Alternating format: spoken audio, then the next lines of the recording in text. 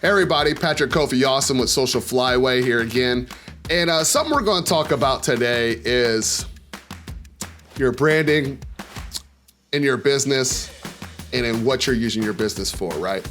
One of the questions I get from a lot of people, because there's a lot of times where by the time they get to me, they've already started some of their business and they've tried, and because we know how it is, sometimes you just got to bootstrap stuff and put it together, right?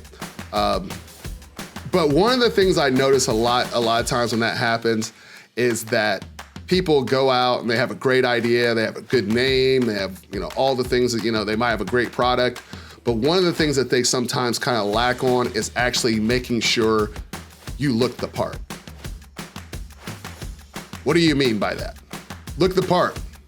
If you're in a certain type of industry, you need to make sure that whatever you're creating looks like something that is part of that industry at least a good, viable representation. You have a decent brand around you. You have some decent cohesive brand colors. You have a decent logo. You have a website. Your social media pages are already connected when you get started, or at least the ones that you're going to have to start with to target. Like, you have to look the part.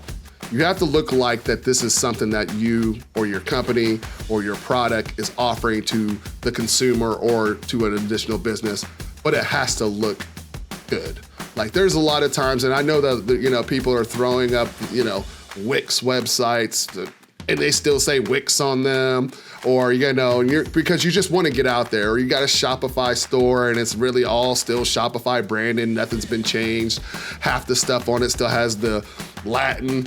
Like, you have to look the part if you want anybody to take you seriously. I'm not trying to be mean. I'm not trying to be, whatever, but it's just something that you have to do, And I think the biggest thing also that I've ran into is that sometimes people are just afraid to ask for help.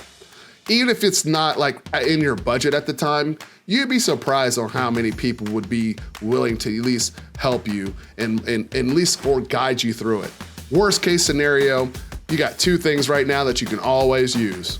YouTube, you can find out how to do anything on YouTube. Let's just keep it 100 there.